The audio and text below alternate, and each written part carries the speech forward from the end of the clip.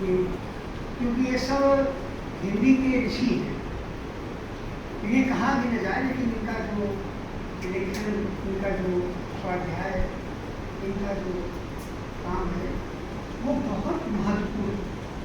जबकि हम लोग देखते हैं कि हम लोग लिखते पढ़ते रहते हैं, तो समाज के लोग और अपने घर के खास लोग बड़ा गाँव समझते हैं, गए कविता, जबकि इतना महत्वपूर्ण काम होगा। अगर ये शायद तुलसीदास जी नहीं होते, शायद उससे कैसे वाल्मीकि जी नहीं होते, तो क्या राम का अस्तित्व जो हम आज लेकर के खड़े हैं 900 मना रहे हैं, क्या पता होगा? नहीं होता।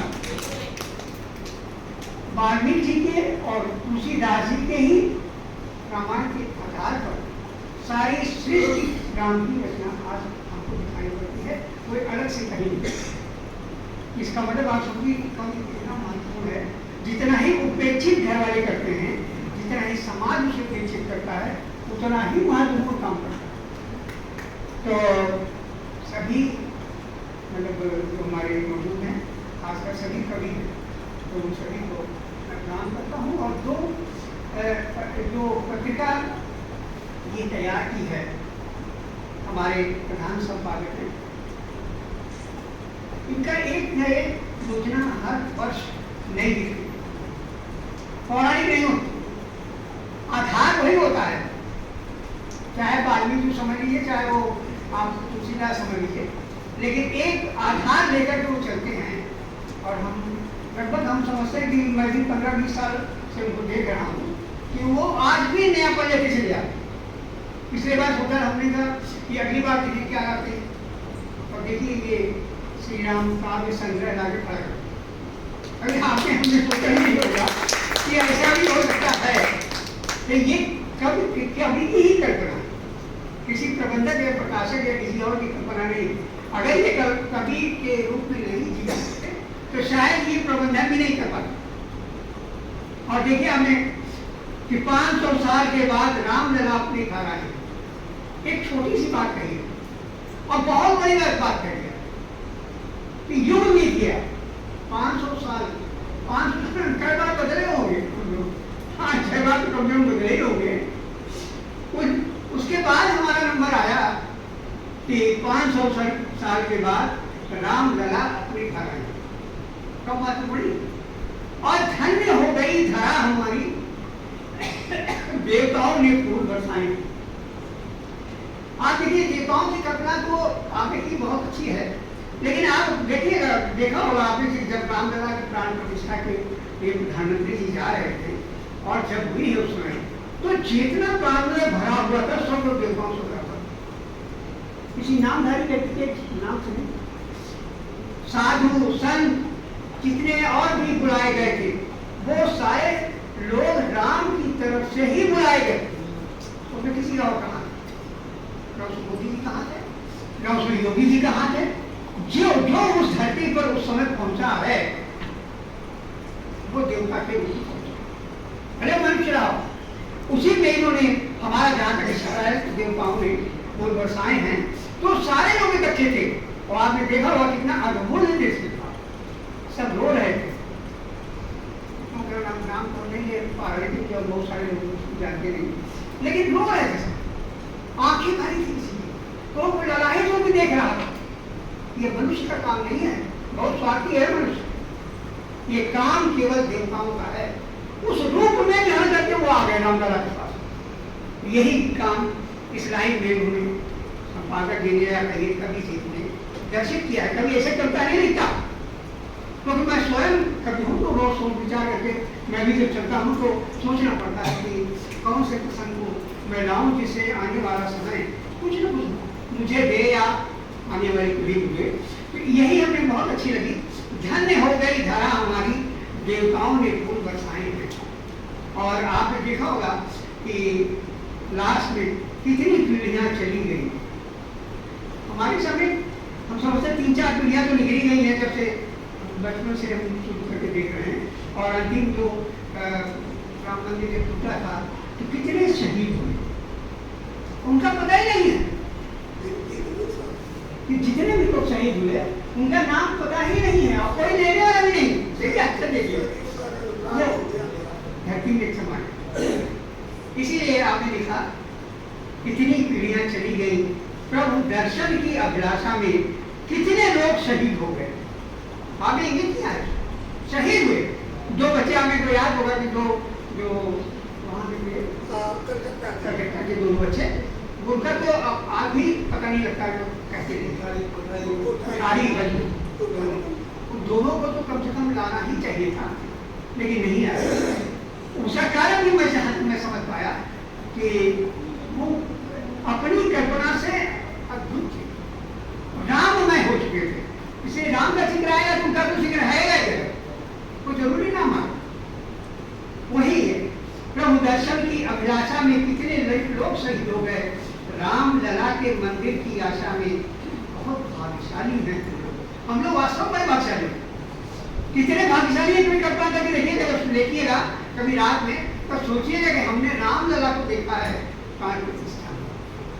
बड़े माना गया हूँ, लेकिन देखा, टीवी से देखा, अखबार से देखा, जहां जो मार्केट मिला हमने देखा, और अभी भी देखने की कोशिश कर रहे हैं।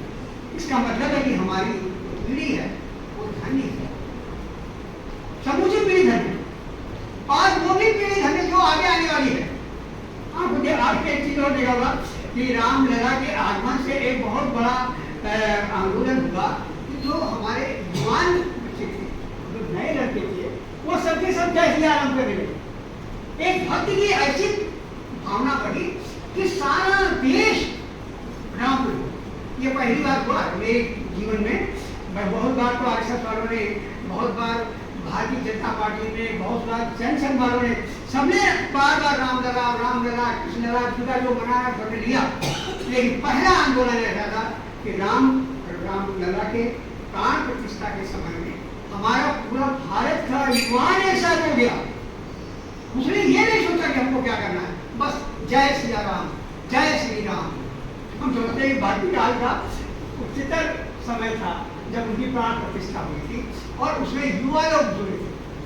कहा जाता है ये बुढ़े लोग हैं, ये राम राम जो हम लोग क्या करते हैं, हम लोग तो नहीं थे, लेकिन ऐसा नहीं था। राम लला का प्रभाव इतना ज्यादा पड़ा, उसका कारण रहा कि उनके हृदय जो है बहुत प्लावित हो गए, भर गए, और उन्होंने जय श्री राम करना शुरू कर दिया। तो अभी इसीलिए लिखा गया कि बहुत भाग्यशाली हैं हम लोग जो प्रभु के दर्शन पाए हैं। 500 साल के बाद राम लला अपने घर आए हैं। देखिए, दूसरी इस किताब को हमको ज़्यादा अपने नहीं कहना है, केवल ये कि ये इतिहास की एक किताब है। इस पर मैंने इतिहास भी लिखा है कन्नौज का। आपने कन्नौज नाम सुना होगा कि भारतीय इतिहास में पौराणिक काल से लगा के आज तक कन्नौज महत्वपूर्ण। तो मैंने कन्नौज के पौराणिक से लेकर सम्राट जयचंद तक मैंने इसको लिखने की कोशिश की है, क्योंकि यहाँ तक थोड़ा भी खराब है। बाकी तो फिर वर्तमान में लिखा जाएगा, अपना लिखेगा, तो उसको मैंने काल में लिखने की कोशिश की है।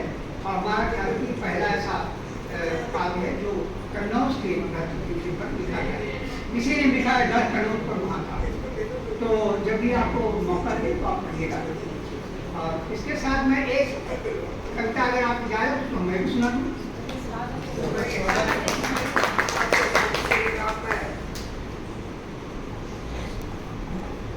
ये कविता हमने संपादक जी को भेजा था, प्रधान संपादक जी को भी 3 कविताएं आपने कहा था, तो मैंने 3 भेजा, तो उसमें से एक छापी है तो पढ़ लेंगे कोई। तो मैं बिना, मेरे अंदर उस समय भाव जगा था कि राम सबके कौन है, राम तो ऐसा नहीं किसी के नहीं। उस भाव को हमने लेने की कोशिश की है। राम हमारे भी हैं, राम हमारे भी हैं और राम तुम्हारे भी हैं। ऐसा नहीं हम दोनों लोग बटे हैं। राम में बांटा नहीं। पूरा रामायण पढ़ लीजिए, वाल्मीकि का पढ़ लीजिए, तुलसीदास जी पढ़ लीजिए, राम कहीं बटे नहीं। राम हमारे भी हैं और राम तुम्हारे भी हैं। राम उज्ज्वलता की चमक, चमकते उन्हीं से सारे भी। राम उज्ज्वलता की चमक, चमकते उन्हीं से सारे भी हैं, चमकते उन्हीं से सारे भी। ऐसा नहीं हम अपनी मान लिया हमने बीए कर लिया, एमए कर लिया, पीएचडी कर लिया और यूनिवर्सिटी में बहुत बड़े प्रोफेसर हो गए, सब हो गए, मैं बड़ा भारी चमकदार हो गया हूँ, ऐसा नहीं है। बचपन से लगाकर और चाहे जरा विद्वान बन जाए, अगर राम की आस्था आपके अंदर नहीं है तो आप चमक नहीं सकते, बिल्कुल लिखते रहो। इसीलिए मैंने इसको लिखा है कि चमकते उन्हीं से सारे भी, वो भी चमक रहे हैं, हमको भी चमका रहे हैं।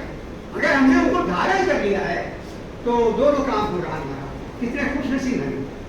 आगे देखिए, राम की प्रार्थना में दमखम भी है, राम की प्रार्थना में दमखम भी है, कौन अछूता है। राम की प्रार्थना में दमखम भी है, कौन अछूता है उनसे, बताओ जरा। कोई ऐसा व्यक्ति मिलेगा जो पूरे भारत में कहेगा हम राम से अलग राम से कोई नहीं कहेगा, और कहेगा तो अंदर से वो छुपा हुआ बैठा राम बोलेगा कि तुम झूठ हो। इसी पर है, राम की प्रार्थना में दमखम भी है, कौन अछूता है उनसे, बताओ जरा। राम मोदी में है, ऐसा नहीं है कि मोदी प्रधानमंत्री है तो बहुत बड़े शपथ हो गए और उनके अलावा कोई भारत में कोई है ही नहीं है, ऐसा नहीं है। राम मोदी में भी राम है। इसीलिए वो जब आए हैं यहाँ प्राण प्रतिष्ठा के समय, तो आपने देखा होगा नख से लगा के नख से तक उनका जो निवेदन था राम के प्रति, वो बहुत, जो आप समझे कि बड़े प्रार्थना में लीन थे। आंख भी झुकी थी, नाक भी झुकी थी, हाथ भी झुके थे, सर भी झुका हुआ था। उस प्रभुत्व के आगे, उस भगवान राम के आगे वो बहुत ज्यादा आर्थ, और जितने थे आर्थ हम पहले देख सकते, तो वही हमने यहाँ लिया है। राम मोदी में है, राम योगी में है, राम चीटी में है, राम दुर्वा में भी। ऐसा नहीं राम केवल मोदी में है, सब में है। वृक्षों टहनियों के बल में है राम, गिलहरियों की क्षमता वही है, बालों से समुद्र सुखाने लगी, बंदरों की अतुल बलधामी बनाया। सिंह टुकड़े को बनाया दूरगामी। आपने देखा होगा उन्होंने थोड़ा सा टुकड़ा काट के छोड़ दिया था कौवे के पीछे, तो वो भागता चला गया, लोग देखता हूँ मन माफी नहीं माफी, तो कौवे की मुक्ति नहीं मांगी, वही लिया। सिंह टुकड़े को बनाया दूरगामी, काग शरणागति हो भरभराया, शक्ति ऊर्जा बने राम, दृश्य को अदृश्य मानवीयता से भरते, विभीषण के मन में वही बसे, सभी वस्तुओं में है सुंदरतम, विशिष्टता का पथ करते प्रशस्त, वही राम है, वही राम। ये जब चीजें वो ली हैं, कोई नया नहीं। ये सब आप लोगों को देखकर किताबों को पढ़कर जो मेरे अंदर भावना आई है, उसको केवल हमने रिपीट करने की कोशिश की। तुलसी से बड़ा कोई कवि नहीं हो सकता जो रिपीट करे, केवल रिपीटिशन है। लेकिन कोशिश ये की है कि नई कविता में लोग समझने की कोशिश करें। छंद में तो बहुत ज्यादा लोगों ने किया है। राम पर मैं समझता हूँ कि इधर जैसे 6-7 साल भर के अंदर इतनी कविताएं छंद में राम पर आई हैं, वो फिर उसको छापा जाए तो मैं कहता 10-20 खंड हो नहीं कविता में लोगों ने लिखा। तो वही छोटा सा प्रयास हमारा भी था कि हम भी कोशिश करें। आगे लिखे, राम में ही झलकता संसार है। कोई नई बात नहीं, लेकिन कहने की एक कोशिश है एक छोटे से कवि कि राम में ही झलकता संसार है, जो झलकता वही राम, जो झलकता वही राम है। राम हमारे भी हैं और राम तुम्हारे भी हैं। आगे दिए, राम ही विरोध प्रतिरूप है, प्रतिरूप में ही राम है। राम विरोध में भी हमने देखा और सार्थकता में भी, समर्थता में भी देखा। राम ही विरोध प्रतिरूप है, प्रतिरूप में ही राम है। जो जैसा है भजता वैसा ही जलवा दिखाते हैं राम। जो जैसा भजता, ये कोई नई बात नहीं कहते, जो जैसा भजता वैसा ही जलवा दिखाते हैं राम। अगर तुम गलत राम को भजोगे तो गलत वो जलवा दिखा देंगे, तो आपको लगेगा बड़ा महान हम हो गए, हमसे बड़ा बलशाली कोई नहीं। अगर सच्चाई में अच्छा करेंगे तो वो भी आप जलवा दिखा देंगे। दोनों तरफ हैं, वो अलग नहीं करते कि तो मतलब असुरों को हटा दे और सुरों को मौका दे, ऐसा नहीं, वही दिया। सब पर असर राम का ही है, असर में ही छुपे हैं राम। शब्द आकारिक किया राम ने, शक्ति ऊर्जा भरी, शब्द ब्रह्म है विभूषित हुआ, जो जैसा झलकता उछलता निठल्ला चिंतित शरीर की बहती है गंगा, वह नहाता धोता गरजता बरसता रहता सभी में वही राम। कितनी क्रिया करते हैं, देखिए साधु संतों बात जाइए और आप देखिए वो सब यही कहेंगे, यहाँ पर सारी क्रियाएं जो है राम है। खाना पीना उठना बैठना सोना जागना सब राम है, तो फिर क्यों भागते हैं काम? यही तो है कि सब फिर हम क्यों भागने की कोशिश करते हैं। तो थोड़ा सा हमने यही लिया है कि शब्द ब्रह्म विभूषित हुआ, जो जैसा झलकता उछलता निठल्ला चिंतन सलीला की बहती गंगा, वो नहाता धोता गरजता बरसता रहता सभी में वही राम है। मेरा तेरा मनन का झमेला कैसा उल्लू मानो अकेला। मेरा तेरा मनन का झमेला कैसा उल्लू है मानो तेरा, मन सराबोर हो डूबे बहुत तन से भजो राम ही राम है। राम हमारे भी हैं, राम तुम्हारे भी हैं, राम ही जगत में सबसे न्यारे भी हैं, सबसे न्यारे।